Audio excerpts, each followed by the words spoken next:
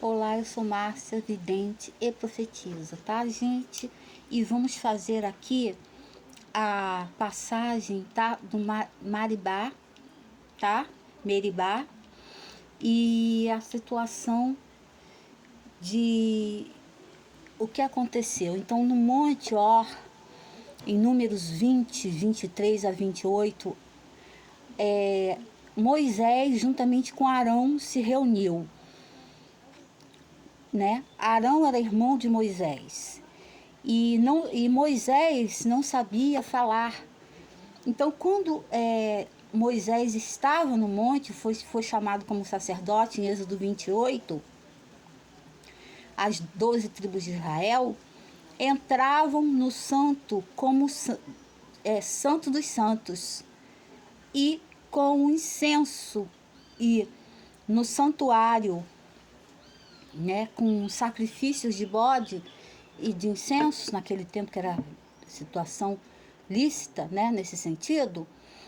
O que Arão fez? Arão participou dessa situação junto com seu irmão.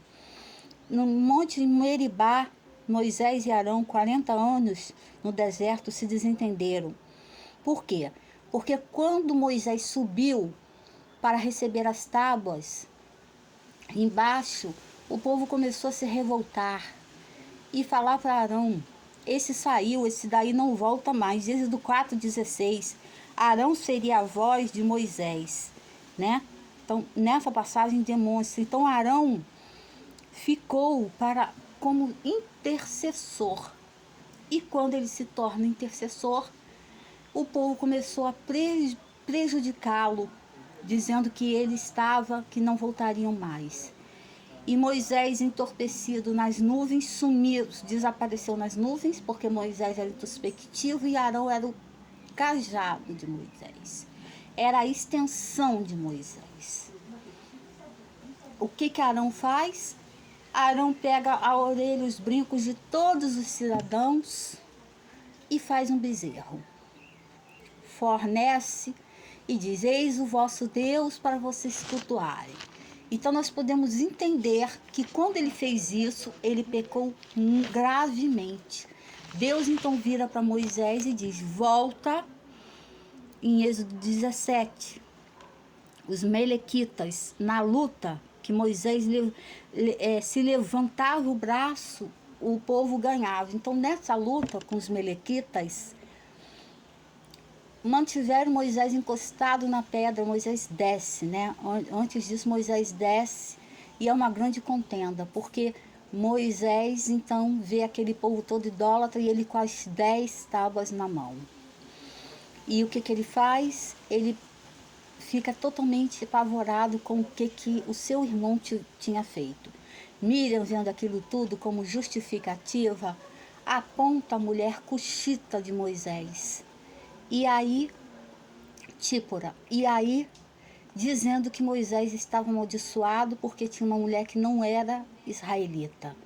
E Moisés, tentando jogar contra Moisés, e Moisés pergunta a Arão, e Arão diz: não, o povo que me forçou, eu joguei o ouro na fornalha e saiu o bezerro. Então ele mente para Moisés. Um líder que mentisse para um outro líder, Moisés viu a mentira e Deus falou ao ouvido de Moisés: está mentindo. Então um líder que mente não podia ser um líder que iria governar Israel.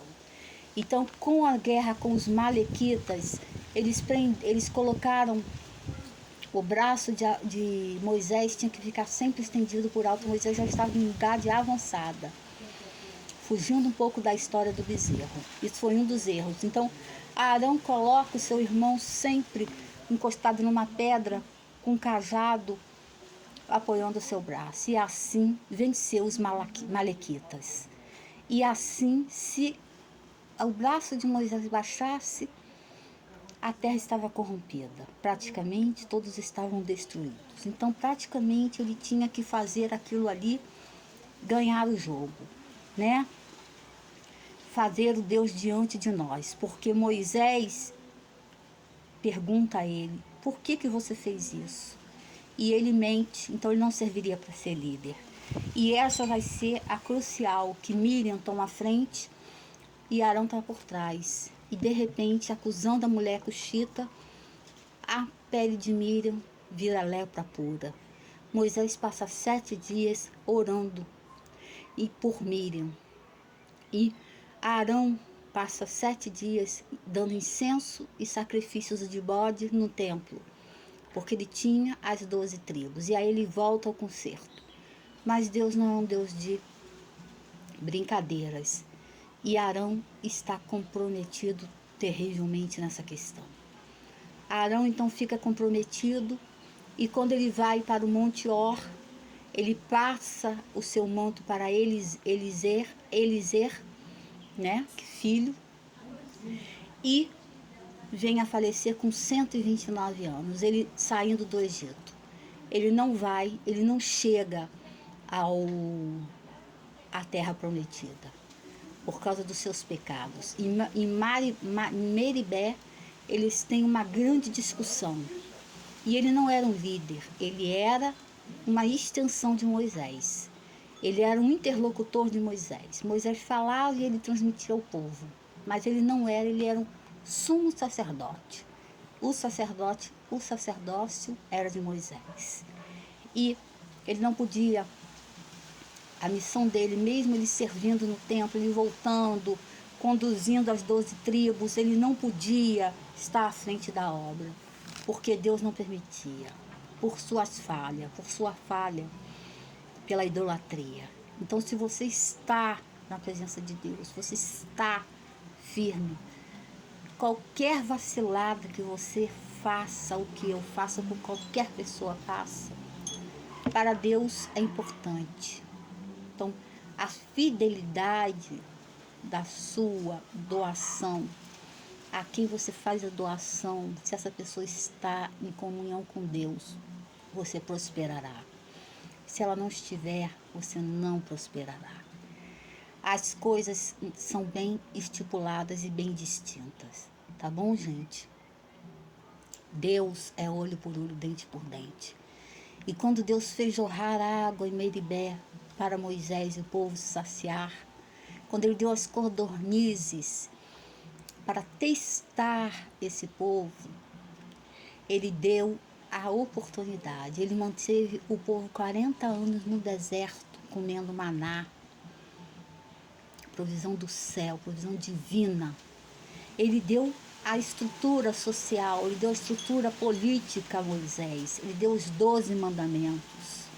Moisés desceu do Monte Sinai, coberto de fogo, e ele podia exterminar ali Arão, mas ele não fez, porque ele entendia a fraqueza humana, mas Deus não entendia assim. E mesmo sendo fiel a Deus e às 12 tribos que ele governou, Arão ficou na terra depois do Egito, no Monte Or. Ele ficou enterrado e sepultado lá, com 129 anos. Ele pegou as vestes sacerdotais, deu para Eliezer, e não atravessou para Canaã. Então isso quer dizer o quê? Quer dizer que não houve ali uma segunda opção para ele. Porque a missão dele já tinha sido cumprida, a missão dele era transportar o povo e levar a palavra de Moisés estritamente, não podia sair daquilo. Então, quando Deus impõe uma missão, é essa missão que Deus coloca para a pessoa. E é esse dom que vai aflorar na pessoa. E vai deixar as pessoas abismadas, vai deixar as pessoas sem argumentação. Esses são os dons de Jeová. É os dons proféticos, são os dons da palavra, os dons proféticos, os dons da liturgia, os dons da oração. Ninguém pode aviltar isso. Tá bom, meus amados? A paz do Senhor Jesus.